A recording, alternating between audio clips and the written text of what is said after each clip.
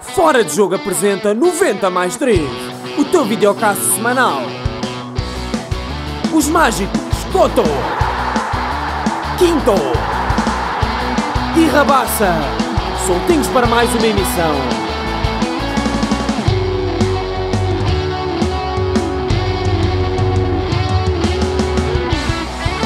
Noventa mais 3.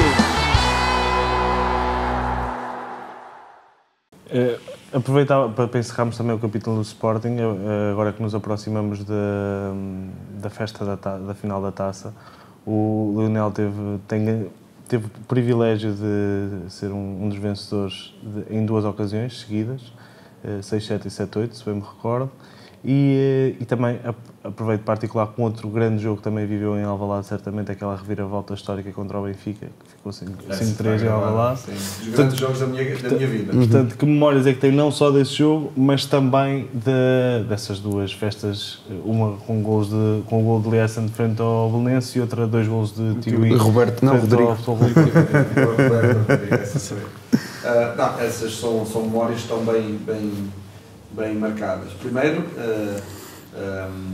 vamos começar pela meia-final da Taça de Portugal. Estávamos a perder 2-0, Benfica. Nuno Gomes e Rui Costa. Rui Gomes Nuno Gomes e Rui Costa. E eu recordo-me que nós até estávamos a jogar bem e eles fazem 2 golos. E quando descemos para o balneário, estava uma confusão no balneário, que o Derlei estava cego. Madurem nos colegas. E isto tem a ver com liderança que é perceber que somos boa equipa, temos qualidade e estamos a perder com um adversário que não estava, apesar de estar a ganhar 2-0, não justificar a estar a perder 2-0. E às vezes é necessário esta intervenção. E o Paulo, deixa eu falar. Passámos logo, fomos para o nosso gabinete e o Derlei a dar uma dura nos colegas. E eu até comentei, dentro da equipa técnica, se nós fizermos um gol nos primeiros 10 minutos da segunda parte, eles não ganham o jogo. Porque sentíamos que a equipa até estava bem. E o Paulo fez um discurso nem virado para as questões táticas, nem virado para as questões técnicas, só virado para as cabeças.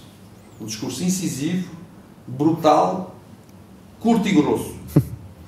E fizemos ali uma alteração. Penso que o Darley entrou para a segunda parte.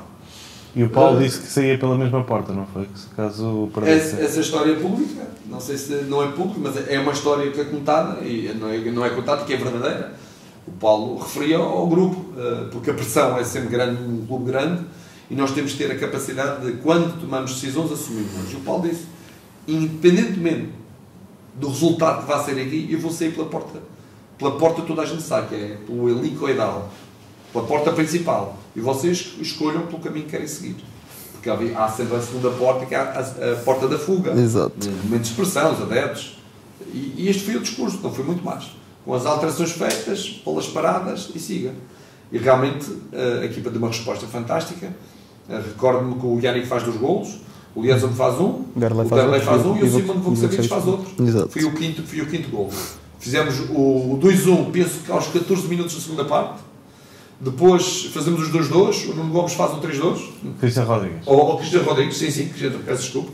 E depois do 3-2, fazemos o 3-3 pelo Yannick, se não me engano, aquela bola de repique, 4-3 Liedson, e depois 5-3 do Vukcevic, se não me engano, foi um pouco o gol da Derlei. Mas foi uma coisa muito seguida, foi um jogo emocionante.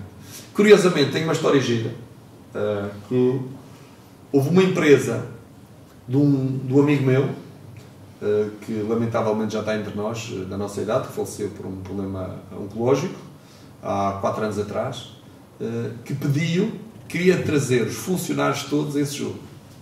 Os 30 e tal funcionários a esse jogo. Chamava-se Jorge, da Inha Nova, e eu arranjei a forma dele arranjar os bilhetes, trazer toda a equipa dele ao estádio a ver esse jogo, e esse jogo foi marcante por isso. Porque também trouxe foi esse momento, um momento muito marcante para toda a gente que viu esse jogo. Depois das 2 taças, foi a equipa contra o Jorge Jesus, do Belém, que é um gol do Liedson. Subir aquela escadaria foi incrível. Realmente a Taça de Portugal é diferente. Se nós, antes, enquanto espectadores, sentíamos isto, imaginem, estando lá dentro, perto realmente é diferente, é uma festa única. E eu recordo-me, na equipa de sub-17, juvenis, irmos fazer a pré-temporada para o Jamor e levar vários jogadores a correr à volta e parámos lá em cima e dizer: vocês estão a trabalhar para aqui. Muitos de vocês daqui uns anos, espero que estejam aqui. E curiosamente, nesse jogo, houve um jogador que veio falar comigo e disse: Mister, você lembra-se quando estivemos lá em cima que você disse que estávamos a trabalhar para aqui? E eu nem me lembrava disso. Yannick Jaló. Mister, lembra-se que a gente foi correr, demos uma sova nesse dia, parámos lá em cima para recuperar, alongar um bocadinho, e falou nisto, e eles lembravam desse momento, foi marcante.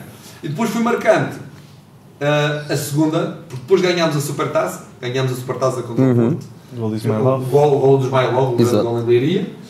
A segunda Supertaça, não me recordo quem marcou, mas ganhámos, porque foram duas Supertaças. E depois foi a final da taça com o Porto, também foi um jogo intenso, muito bem jogado, uma verdadeira final onde o Vukcevic ia entrar, demorou muito a entrar e foi o Tiuí que entrou. E o futebol tem destas coisas.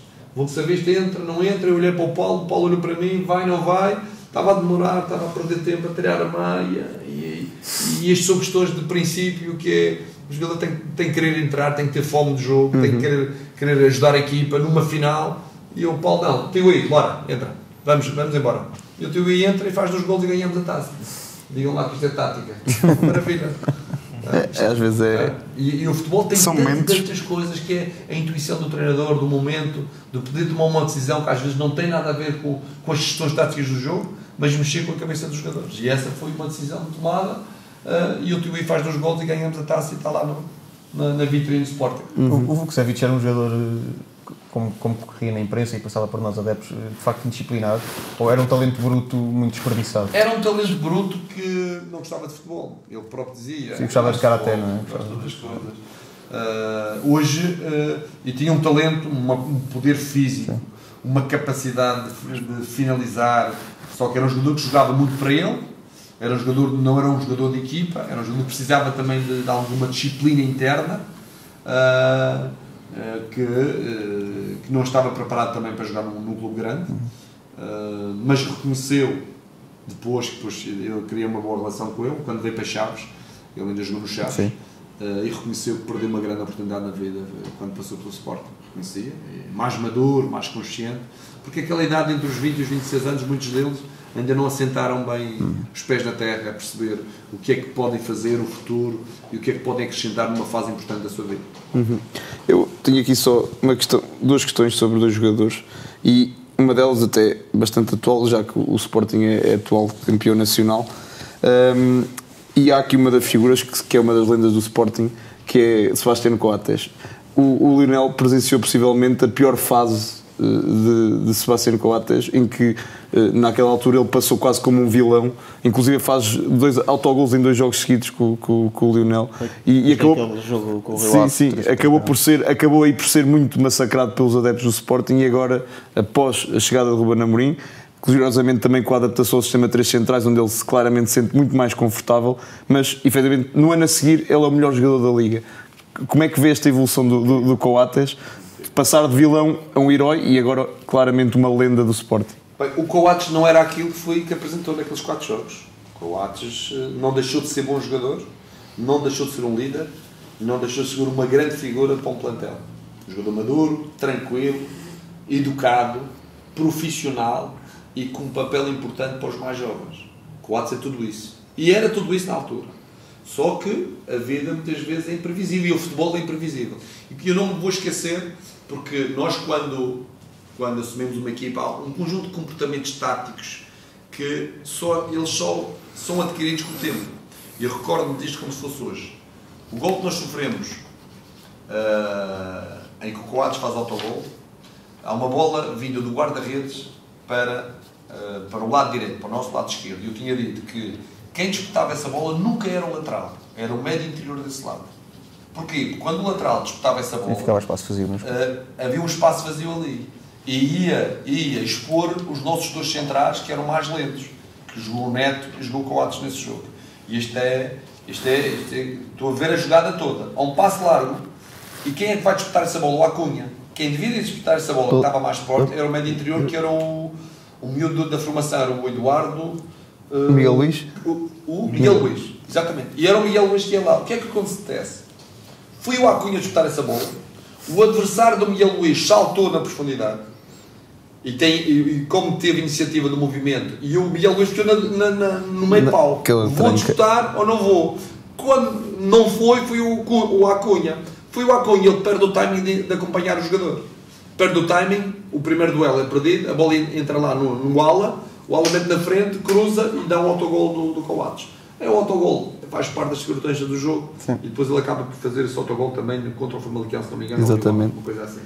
Mas no meio desta dificuldade de fui gerir aquele contexto, tivemos momentos de azar, e esse é um momento de azar, é um azar precedido de um conjunto de maus comportamentos, e depois acaba por fazer um autogol também, penso no jogo do Famalicão. Perdemos 2-1, acho que faz sim. E depois...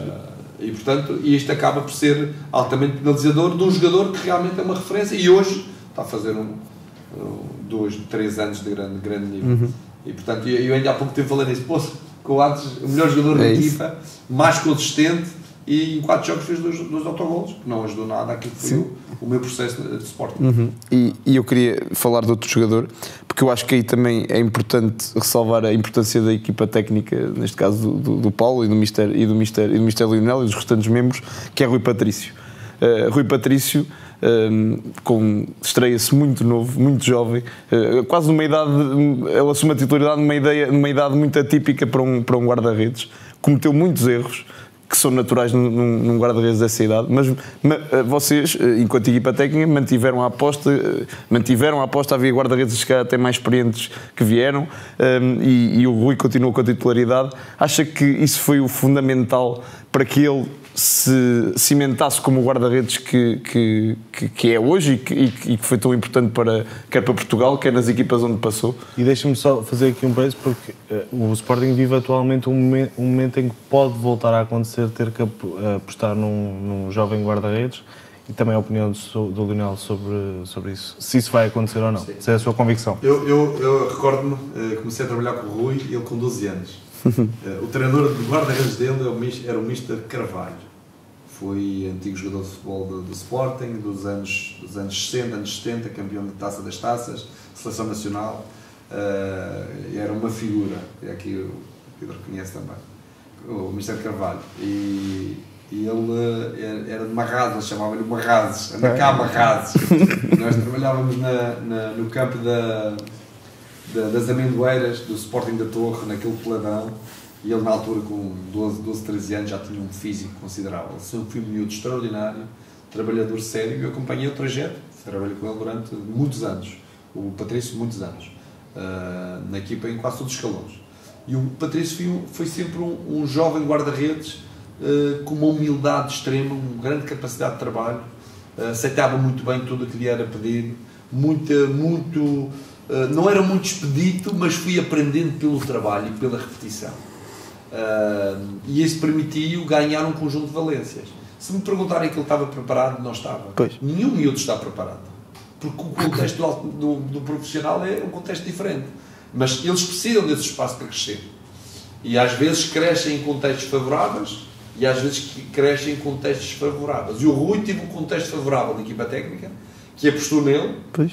E o contexto desfavorável da pressão externa, porque ele cometeu um conjunto de erros e nós acreditamos que ele tinha que continuar. Mas é normal, porque um guarda-redes é aquele que tem menos oportunidade, digamos assim, para errar, porque é mais facilmente descartável. Mas o guarda-redes depende muito da qualidade coletiva da equipa. Sim. Se ele tiver os predicados certos, as características certas, uma equipa que defende bem, o guarda-redes já vai ganhá-las mortas. Claro. Uma equipa que defende mal, um guarda-redes vai ser exposto muito mais exposto.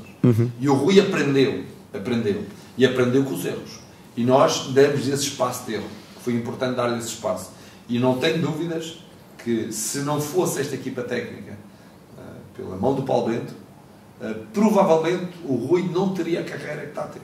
Pois. Porque foi-lhe dadas as oportunidades de falhar, deram-lhe a oportunidade de falhar e crescer com os erros, e o Rui tornou-se um guarda-redes extraordinário, E hoje não sei se não foi cometido um erro de colocar o Bruno Costa como guarda-redes na altura, mas isso são outros 500.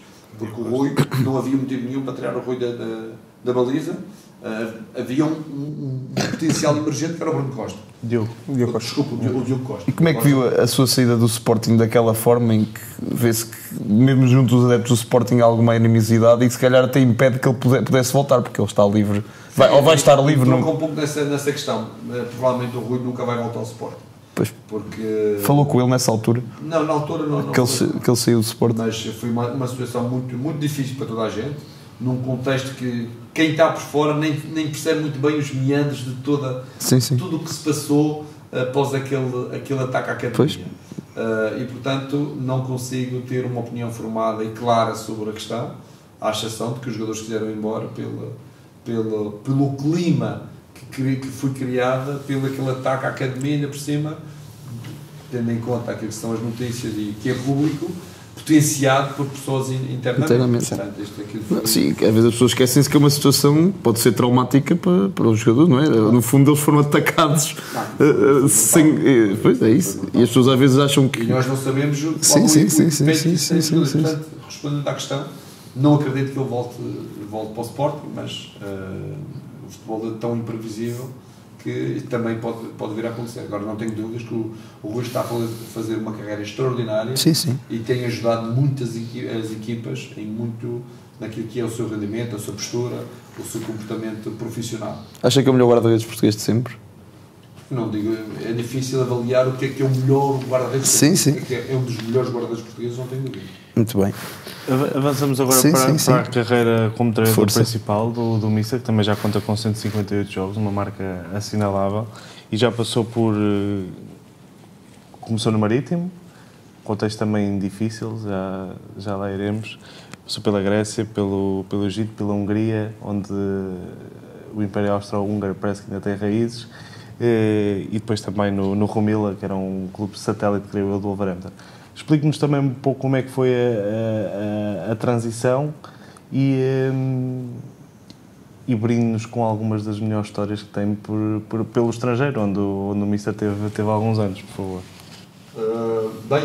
A transição foi uma transição vinda do Campeonato do Mundo, do Brasil, difícil, um campeonato onde nós não conseguimos passar à primeira fase, o contexto não foi favorável para nós, lamentavelmente, porque era um país onde podíamos ter feito um brilharete, era um país onde se fala português, onde a paixão pelo futebol é enorme, onde queríamos fazer bem as coisas, mas não conseguimos, porque também é um contexto difícil pelas características do país e as características da competição, mas eu estive lá, tive a sorte e o privilégio de estar no Campeonato do Mundo, que é também uma competição incrível, é por isso que às vezes olho para trás e já estive em muitos sítios. Depois da entrada no Marítimo não me vou esquecer, porque estava a chegar à Alemanha para ver o jogo Real Madrid, Bayern Munique-Real Madrid, para a Liga dos Campeões, onde estavam vários jogadores portugueses. Acabei de atacar na Alemanha e em Munique e tenho uma chamada não atendida, uma chamada do número que eu não conhecia. E era o presidente Carlos Pereira para me convidar para ser treinador do clube e que íamos nos encontrar depois. Eu disse onde é que estava e depois falarei mais tarde. Portanto, quando eu vou para o Campeonato do Mundo, esta decisão foi tomada em janeiro de 2014. Portanto, eu já sabia que após Campeonato do Mundo ia entrar no Marítimo. Quando voltei foi uma semana muito rápida e foi um contexto difícil, porque pelo tipo de liderança que o Marítimo tinha, pela forma como as coisas eram feitas, era um clube ainda pouco profissional para aquilo que eram os objetivos do clube, eu não tenho dúvidas disso, e tentámos melhorar um conjunto de aspectos que o clube precisava para se afirmar no futebol português, porque a maior parte dos clubes modernizaram-se muito fácil. Os Passos de Ferreira, os Moreirenses, na altura, o Famalicão, os clubes deram passos importantes na modernização de toda a estrutura e o Marítimo ainda andava um bocadinho atrás, apesar de termos, na altura, um presidente muito acérrimo e um grande presidente, não tenho dúvidas, pela forma como defendia o Marítimo, pelo aquilo que acreditava, mas muitas vezes precisava dar esse passo, no sentido da evolução. E foi um ano que eu recordo-me, deixamos a equipa, quando eu saí, deixamos a equipa a poucos pontos da UEFA, e a verdade é que a partir daí, à exceção do trabalho do Nélio Ramos, fui sempre a cair. sempre a cair e acaba a cair. É uma consequência disso que referia, de ser um clube que não se modernizou? Não tenho dúvidas. Não tenho dúvidas. Acho que o marido não acompanhou internamente, num plano conceptual, não acompanhou a evolução do futebol. Construiu um estádio, é betão, é um estádio, mas internamente, nas estruturas, no recrutamento, na metodologia, faltou dar esse passo. É arcaico. Um passo para o lado profissional. Um exemplo, tínhamos uma caminhoneta que chovia, os jogadores profissionais ainda tinham que carregar o material, que podiam fazê-lo, atenção, carregar o material nas transições de viagem, podiam fazê-lo, mas não tínhamos mecanismos para tornar os jogadores cômodos, os jogadores sentirem, não, isto é um clube a sério, em que tem os códigos daquilo que é o alto nível. Não faltavam esses códigos de alto nível. E, portanto, eu acho que foi um ano, eu adorei esse ano. Por mais que não tivemos sucesso, não tive continuidade, mas aquilo que foi feito, vou-vos dizer uma coisa, foi muito bom. A equipa técnica de trabalho foi muito bom. Só para dizer, recrutamos o Diego Sousa, foi para o Braga. Exato, e lhe perguntar a Marega. Não, antes fomos jogar o Mazu por 300 mil euros, foi vendido por 1.200.000. E eu nem queria, na altura nem queria o Mazu, que sabia que era o Mazu. Ele entrou em agosto, eu disse ao Presidente, vamos potenciá-lo em janeiro, vendemos. Sabe o que é que se passou? Potenciamos o Mazu, em 5 meses fez 11 golos. 11 golos, tinha estado 2 anos em Portugal, tinha feito 2 golos no Vitória. Fez 11 golos, foi vendido por 1.200.000. Mazu. Depois, dei a braçadeira de capitão ao Danilo. Danilo, teve a primeira conversa com o Danilo. Danilo, se tudo correr bem, capitão de equipa, se tudo correr bem, em janeiro estás na Seleção Nacional. E ele vai à Seleção Nacional. Ruben Ferreira era dos jogadores com mais assistências na Primeira Liga, em novembro de 2012. Fran Sérgio passa a jogar com regularidade, fazer golos, depois vai para o Braga. O Sá é o jogador que não consegui pô-lo ao nível que eu achava que podia chegar, que ainda é muito jovem. Guarda-redes, tínhamos o Salão que estava a jogar. José Sá, só para contextualizar os espectadores. Sim. Mas Fábio Abreu fez estreia na Primeira Liga, que depois vai para o Moreirense e é o melhor jogador da Segunda Liga. Fábio com 18 anos. Xavier faz estreia na Primeira Liga, com 18 anos, com 19 anos, ala esquerdo. Colocámos dessa equipa, há um jogador também, o Raul central. O gol no Brasil, andava à procura do ponto de lança e encontrei o Raul no YouTube. O Raul foi encontrado no YouTube, central pé esquerdo. Veio e jogou contra o Porto, ganhámos 1-0. Abriu a cabeça e levou vermelho. Ele no duelo com o Jackson Martins. Portanto, vejam o que foi feito. Vejam o que foi feito nesse ano. Ou seja, o número de jogadores que foram. Depois veio o Marega, gordo, pesadão, já não competia desde maio de 2014. Veio em final de janeiro de 2015. E entretanto, tivemos Diego lesionado, tivemos vários jogadores lesionados e havia um déficit de jogadores em segundo plano. Precisávamos de um plantel mais equilibrado, não tínhamos. Mas a verdade é que conseguimos pôr este jogador a um bom nível e o Presidente entendeu que não havia condições e despedia-me um treinador, e a partir do momento que toma essa decisão é irreversível. E mesmo assim, ainda pela minha inexperiência na altura de liderança, podia ter tido outra atitude, demorei um bocadinho, mas depois a decisão foi tomada. E a partir daí até saí envergonhado porque fizemos coisas muito boas e não se deu valor àquilo que foi feito. E podíamos continuar porque queríamos modernizar, queríamos criar um clube mais sustentável na Primeira Liga. E nós saímos, o adjunto assumiu, teve ali, também foi despedido, a equipa caiu, o Daniel Ramos agarra na equipa, faz um trabalho que permite levar à Europa e a partir daí foi mesmo a pique. E que teve a ver com a evolução do futebol, que os clubes também têm evoluído. Depois vou para a Grécia, que foi uma aventura, foi incrível a aventura na Grécia. Fizemos 5 jogos, 2 vitórias, 2 derrotas e um empate, foi despedido. 2 vitórias, 2 derrotas e um empate, foi despedido. E saímos assim, e a equipa a partir daí teve 12 jogos sem ganhar. 12 jogos sem ganhar. E lutou para não descer. Era uma equipa que estava a ser trabalhada, com miúdos muito jovens, uma equipa que precisava de tempo, de trabalho, mas os gregos não dão tempo. E depois no desespero, vou para o Egito. E a quinta jornada até foi quase uma intoxicação alimentar, não foi de perder? Na quinta jornada, perdemos 4-1, tivemos os 2 melhores jogadores com intoxicação alimentar, chegámos a um hotel que é na ilha de Lesbos, em Caloni, que metade dos jogadores não tinham um quarto, estavam a dormir nos sofás. Porque estava lá, na altura era o êxodo dos sírios, aquela da imigração, muitos imigrantes, naquela fase da guerra em que estavam a fugir da Síria, estavam os hotéis cheios, e metade da equipa não teve lugar. Jogámos num sintético muito mau e com um tempo muito mau, não nos conseguimos adaptar, perdemos esse jogo e eu fui despedido do presidente que estava na Suécia. E não havia problemas disciplinares, não havia problemas de organização, nada que indiciasse. Perdi o jogo, foi embora. Foi curioso, perdemos o jogo 4-1. No jogo a seguir, acho que foi 4-1 ou 5, no jogo a seguir, fomos dar um passeio de barco e nem quis saber do jogo. Quando chegámos à terra, já tinha acabado o jogo, e o meu colega, o treinador que estava comigo, olha, a equipa ficou 5-1 o jogo. E eu, 5-1, perderam em casa, Panhões, logo a seguir. Ou seja, ou 4-1, o mesmo resultado.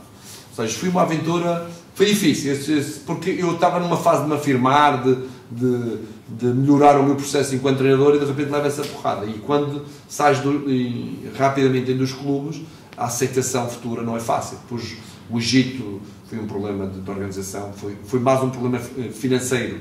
Na altura achei que era bom do ponto de vista financeiro e queria continuar logo a carreira ali e não queria parar. Quase fui direto da Grécia para o Egito, num contexto muito difícil, um clube arcaico em vários aspectos. Achávamos que tinha dinheiro, pagaram-me o primeiro mês e quando assinei aprendi a não pagaram mais. Portanto, foi uma aventura. Jogadores como Paulo César, na altura, com dificuldades em pagar a casa, inclusivamente, só estava a ganhar 5.000 euros, ia mandar dinheiro para a família, para o Brasil. Não imagino. Vocês sabem esta história? Uau! Paulo César era um jogador que estava no plantel e que veio pedir para lhe pagarem porque ganhava 5.000 euros, uma coisa pouca para o contexto. E quando fui a saber, era um jogador que tinha o ordenado, o contrato mais alto do plantel. Exato. Devia estar a receber 15.000 euros por mês. E só recebia 5. Quando ele soube disto, queria matar o agente. Tinha 2 filhas no Brasil.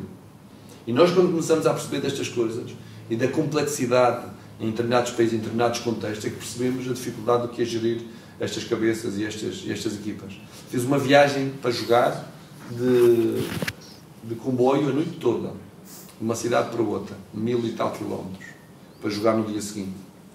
E ficámos num hotel de luxo. Não tínhamos dinheiro para ir de avião, mas fomos de comboio e ficámos num hotel de luxo, um hotel 5 estrelas, em Assuã. Um hotel 5 estrelas com piscina, com palmeiras, um quarto maravilhoso para o treinador. Tivemos que ir de barco, escoltados de barco para o jogo a Assuã, perdemos 1-0 esse jogo, e eram as condições que nós tínhamos. Depois fui para a Hungria. A Hungria foi bom. Tive um problema de saúde no final do campeonato que tive que ser operado. Mas ainda adiou essa operação muito tempo. Ainda continuo ainda não está resolvido. São problemas que aconteceu, faz parte da rotina. Nada de especial neste momento, está curado, mas na altura foi duro. Aliás, eu recordo-me que nós preparamos o estágio de pré-temporada no Algarve. E o estágio no Algarve era em janeiro. E em novembro foi-me diagnosticado um problema que tinha que ser operado. Para os médicos lá a ver, os médicos de cá, todos os dois em contacto, e o médico cá disse-me logo. E este médico já o conhecia, tinha estado na minha casa. Era amigo do meu irmão, que o meu irmão é médico. E o médico disse: não, tens de ser operado o mais rápido possível. E eu: doutor, por amor de Deus, não faça isso. Então eu vou ao Algarve agora para a pré-temporada. Tem jogo com o Shakhtar Donetsk, com o Aarhus da Dinamarca, com o Djurgården Gardens da Suécia. Não, eu tenho que estar neste momento, não posso. Mas você tem uma bola, tem que ser tirada, nós sabemos o que é. Doutor, arranje forma. Arranje forma. Eu até me esqueci que tinha ali um problema, que não era uma coisa impeditiva, mas era uma sensação que eu tinha ali no rim. E, ok, vamos fazer aí uma pequenina operaçãozinha e em março avaliamos outra vez. Foi assim, bem, eu faço esta parte, em março vou avaliar novamente. Ok, não está mal, vamos aguentar mais um pouco. Em maio, de urgência, tive que vir para cá fazer o prato, não sabia a minha vida. Portanto, depois conheci o Mendonça na Sport TV, tive um ano de Sport TV. Portanto, e tive um presidente que via o treino em cima da linha, sentado todos os treinos. Sentava-se em cima da linha e punha-se assim no treino, no final do treino queria dar bitites. Só como não falava inglês, era um fator limitador, que eu me safava. Que era uma coisa. Houve um jogo que ganhámos, estávamos a ganhar hoje a primeira parte e metei a equipa toda, perdemos 3-2. Um jogo de treino.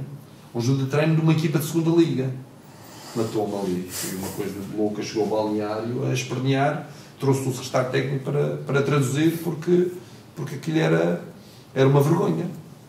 E, portanto, queria... Porquê é que se faz barreiras hoje? Porquê é que se faz hoje aquele exercício? Porquê é que se faz... Porquê é que vai jogar aquele? Só que, como não tinha tradutor, era o secretário técnico que ia lá de vez em quando e ele não falava, portanto, toda a gente dizia que ele passava horas a falar com o treinador e que fazia substitutos e isso tudo. Eu tive de falar com os jogadores, porque eles começaram a pensar que era ele que mandava nas decisões. Juntou os jogadores no meio, estão a ver aquele senhor ali? É o presidente do clube, das figuras mais importantes, mas dentro deste espaço, quem manda sou eu e esta equipa técnica. Não há nenhuma decisão tomada aqui, do jogador que entra, que sai, exercício de treino, que seja daquele senhor. É minha, destes senhores. Portanto, vocês não tenham dúvidas do que eu estou a dizer. Olhos nos olhos.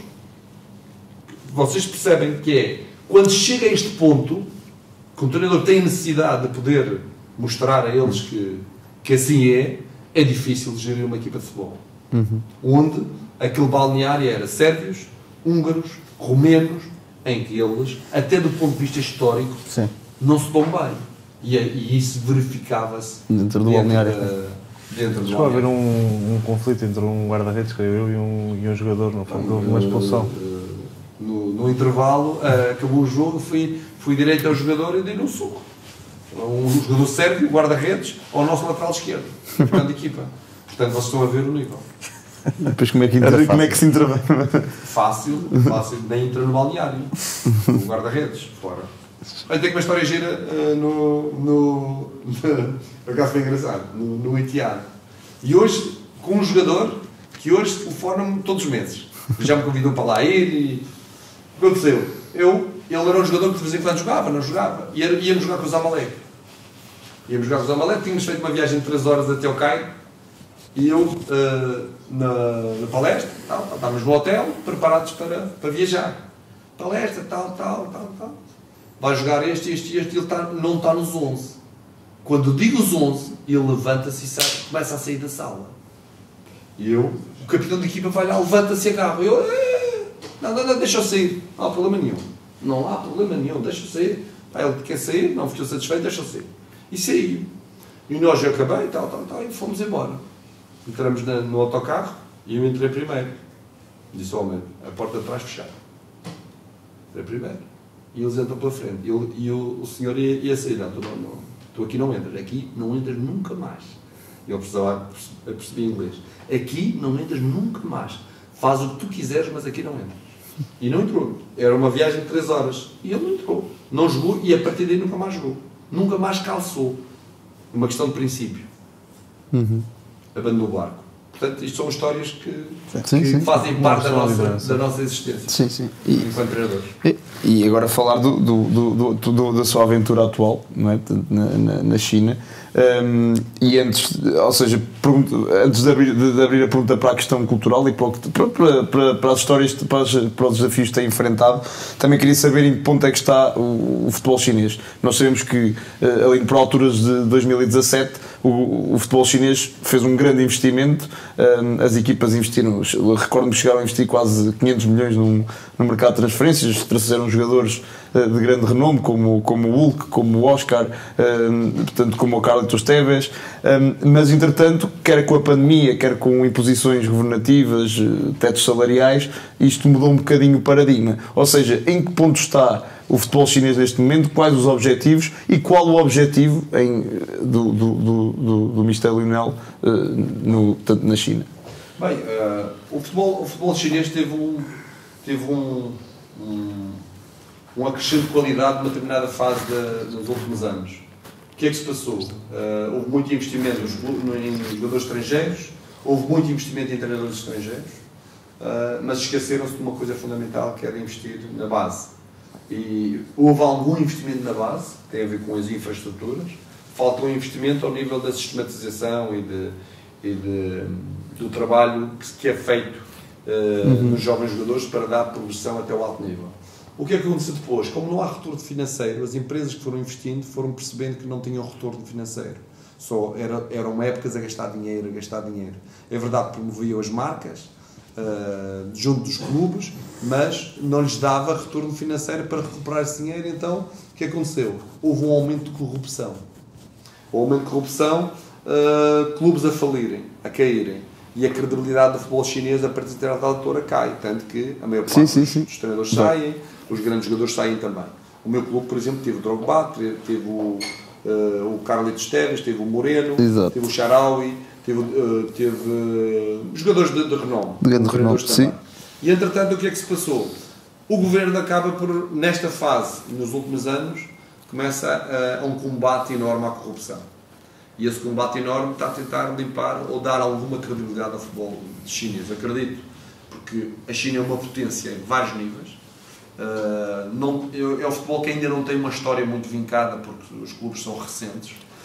Não há um retorno financeiro de todo o trabalho que os clubes fazem, mas temos consciência, e toda a gente tem consciência, que são clubes que têm capacidade de crescimento, têm espaço de crescimento, porque as condições de trabalho são boas. O jogador chinês é um jogador que trabalha, um jogador que precisa de ser educado para o jogo e para a alta competição, mas que tem qualidade. Depois vão perdendo ao longo do tempo por falta de sistematização e falta de competitividade. E acredito que o futebol da China vai crescer nos próximos anos, porque há essa vontade política de fazer. Há uma necessidade de trazer conhecimento para a China, mas também tem havido problemas porque houve muitos treinadores que foram para lá que deixaram uma imagem muito negativa do treinador estrangeiro, porque entre os bons também houve muito maus profissionais, e de certa forma até os estrangeiros perderam alguma credibilidade ali. Está-se a retomar novamente a investir em alguns clubes com qualidade, com boas instalações, com jogadores estrangeiros com alguma qualidade, e neste caso o Shanghai Shenhua não foge à regra, é um grande clube da China que investiu em alguns jogadores de alguma qualidade, o João Teixeira, o Wilson Manafá, o Malélia, que passou por cá em clubes baixos, mas que hoje está a dar uma grande resposta. Fui buscar alguns jogadores jovens de seleção, tem bons centrais, tem um bom guarda-redes, tem bons médios, ou seja, aquela coluna central é uma coluna forte. Significa que este é um clube que está a investir não só na formação, mas também na equipa principal, bem estruturado, com muito boas condições, numa cidade fantástica, e naturalmente que ainda falta passar a barreira da formação para o futebol profissional. Lá, se formos a ver os plantéis, a maior parte as médias de idade são acima dos 26, 27 anos. É raro ver no plantel um jogador de 17, 18 que joga, os 20, 21 que joga. Não é essa a aposta. Não é ainda porque é uma questão cultural. Ou seja, se formos a ver as equipas, a maior parte dos jogadores são jogadores com 34, 35, 36 anos, muitos deles, demasiados para poder dar uma grande competitividade às equipas. E este é o passo que tem que ser feito. Está a ser um desafio gigante, enquanto diretor técnico do Shanghai Shenhua. Quero deixar ali uma marca, já que foi esse propósito com que eu fui para aí. Fui também porque, do ponto de vista do treino, não tive uma abordagem que se justificasse tomar a decisão de ir para um clube. As poucas abordagens que teve eram abordagens que não se enquadravam com o meu perfil enquanto profissional e que não preenchiam os requisitos que eu achava que eram importantes, e esta foi uma oportunidade profissional e que está a ser um desafio gigante, mais que um desafio profissional, está a ser um desafio de vida, porque as diferenças culturais são grandes, a dificuldade pela barreira linguística, pelos hábitos e costumes é enorme, mas está a ser um desafio que espero superá-lo e tornar-me e abrir portas para em breve poder voltar a estar no campo e ser treinador de futebol. Sim, e o Lionel bem disse que a organização faz parte do vocabulário dos chineses, portanto mostra que é uma aposta de continuidade. Por fim, gostava só de lhe fazer uma pergunta, guardamos para o fim porque Covilhã é uma cidade muito especial para todos nós, e o Lionel tem uma passagem por lá também assinalável, com 38 jogos como treinador principal, garantiu também a manutenção, creio eu, em 21-22, certo? E portanto, uma palavra também para agentes da Covilhã e como é que foi essa passagem nesse grande clube. Bem, foi uma experiência mais grande. Eu não me arrependo das experiências que tive, elas com grande dificuldade, muitas delas, e essa foi uma grande experiência profissional, poder trabalhar no Clube Segunda Liga e ter a referência do que é trabalhar no Clube Segunda Liga, trabalhar num clube de interior que recebe muito bem, não só os adeptos, como também o clube em si, mas também um clube que faltou crescer com a evolução do futebol, faltou dar esse passo. Havia essa tentativa, o Presidente José Mendes estava à procura de modernizar o clube, mas com passos muito lentos. Faltava o apoio não só da comunidade industrial, comercial, mas também da Câmara, para que esse clube desse um salto qualitativo. As condições de trabalho para um clube de segunda liga eram baixas. Agora, as gentes foram incríveis, foi muito bem recebido, num contexto muito difícil. Recordo-me quando entramos lá, a equipa estava cá em baixo, demorámos a entrar na dinâmica da segunda liga, mudamos jogadores, experimentámos estratégias e conseguimos nas últimas 12 jornadas, incluindo o play-off, fazer uma extraordinária ponta final. Recordo-me que em 12 jogos sofremos 5 golos, só a única equipa que sofreu igual a nós foi a equipa do Rio Ave, que subiu divisão. Se invertêssemos a tabela nessa altura, estamos nos primeiros lugares dessas últimas 10 jornadas. É sinal de crescimento, é sinal de trabalho da equipa e da equipa técnica para pôr a equipa a jogar àquele nível, e fui eu que nos permitiu, de certa forma, manter-nos na segunda divisão, e tenho muito orgulho de ter representado o Sporting Clube da Covilhã, de ter estado muito perto dos adeptos, e eles próprios me reconhecerem qualidade e competência para representar o Sporting Clube da Covilhã. Portanto, foi uma experiência muito marcante e muito bem vivida. Fantástico. Sim, senhora. Vamos às rubricas? Vamos às rubricas, e eu, antes da rubrica, deixar só aqui uma pequena curiosidade para os nossos espectadores. Aqui já falámos de encarregados de educação de escola, e eu trouxe aqui uma pauta, a pauta do curso de treinador do Mr. Lionel, que foi o melhor do curso. Uau. 17,5, e onde estão grandes nomes. Aliás, estamos dando aqui uma pequena volta de António Folha, temos o saudoso secretário, temos Hélio Sousa, que foi treinador da formação de Portugal, temos Barroso, temos Paulo Bento, o seu Dorlovic, Pedro Martins, Paulo Sousa, Rui Vitória, Rui Bento, Rui Barros. Portanto, temos aqui uma pauta aqui das notas. Já me tinha esquecido disso. Pronto, teve aqui grandes colegas de curso, foi o melhor deles, e portanto deixar aqui só uma nota curiosa antes de passarmos para... O mundo do futebol precisa de sorte, um pouco de sorte, e estar muito bem rodeado no agenciamento e na aposta e na ajuda da promoção do profissional de futebol. Não tenho dúvidas, sou bom, dentro daquilo que são as minhas limitações e as minhas virtudes. Acho que sou um profissional exemplar. Depois é preciso ter a sorte daquilo que é os contextos. E há contextos mais favoráveis do que outros. Eu tenho andado a pisar as pedras da calçada, porque tem sido duro, em função dos desafios que tenho tido, mas também tem-me feito crescer muito.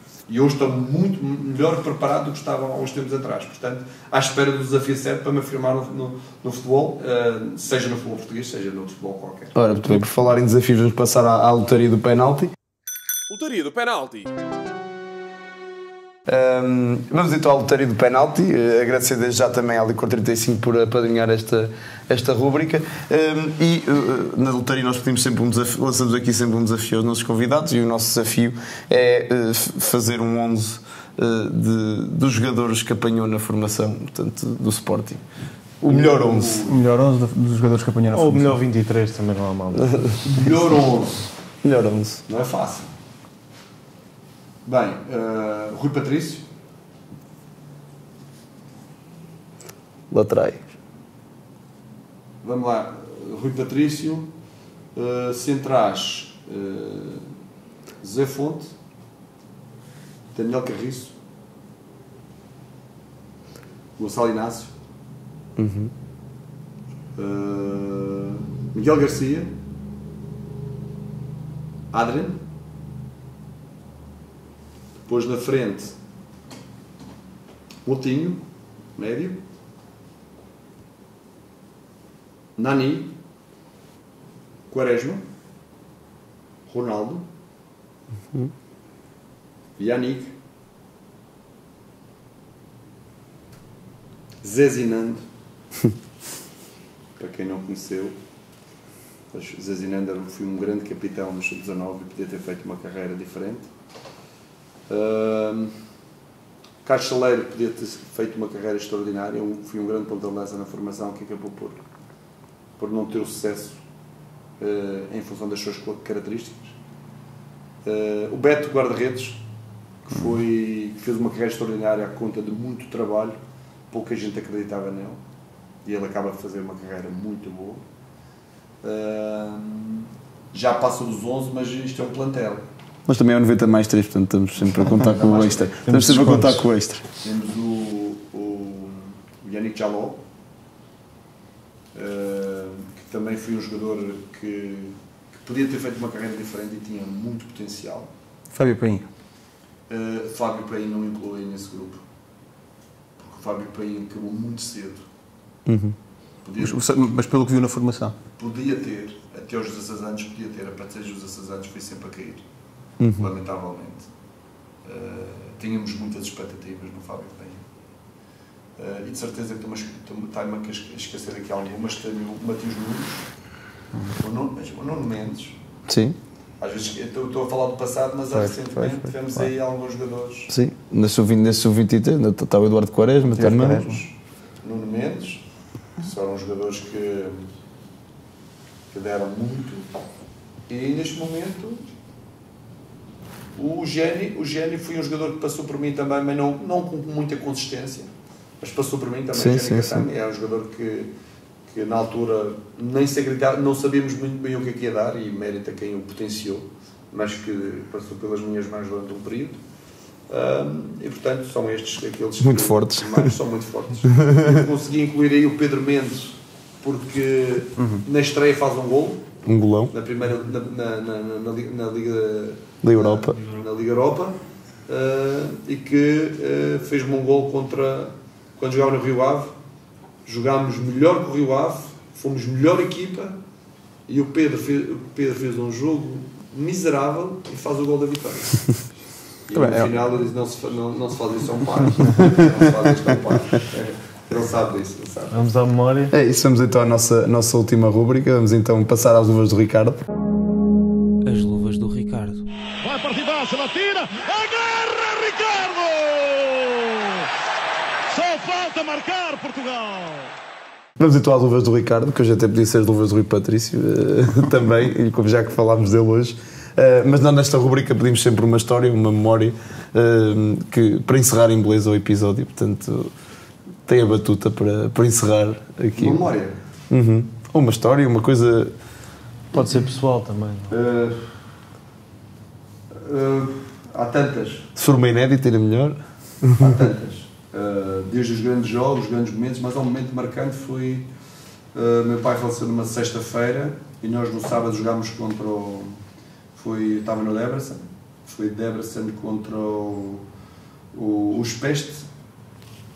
Temos uma expulsão aos 60 e tal minutos, 0-0, e aos 80 e tal fazemos o gol da vitória numa carambola. Foi uma carambola gigante, um cruzamento, a bola ressalta num defesa e vai enrolado, o guarda-redes olha para trás, a bola sobe do lado da bancada dos adeptos e entra no ângulo do lado contrário. Ganhámos 1-0 esse jogo por uma ação divina, porque já estávamos em desvantagem numérica, e no final, e antes do jogo e no final do jogo, uma grande homenagem ao meu pai. Foi um momento marcante, um grande momento da minha curta carreira enquanto treinador de futebol. Muito bem. E grande também foi esta entrevista, no bom sentido de que foi uma honra, foi esta partilha de conhecimento e a sua disponibilidade para nos falar aqui toda a sua experiência, que é muita e que é enriquecedora e que certamente vai ajudar também a perceber a todos os que viram esta entrevista um bocadinho daquilo que é os bastidores e o que se passa no futebol desde a formação até ao futebol sénior. E nem tudo é linear, nem tudo é aquilo que nós em casa achamos que é. E portanto, muito obrigado, Mister, por esta partilha. Obrigado a todos em casa, obrigado às Tintas do Copel, à Licor 35, à Betano e à Move Studios, obviamente, por nos abrigar aqui sempre todas as semanas. Mister, muito obrigado, foi uma honra. Um abraço a todos em casa. 90 mais 3 é a bola a girar, o quinto o Couto a cruzar e o Rabassa a converter.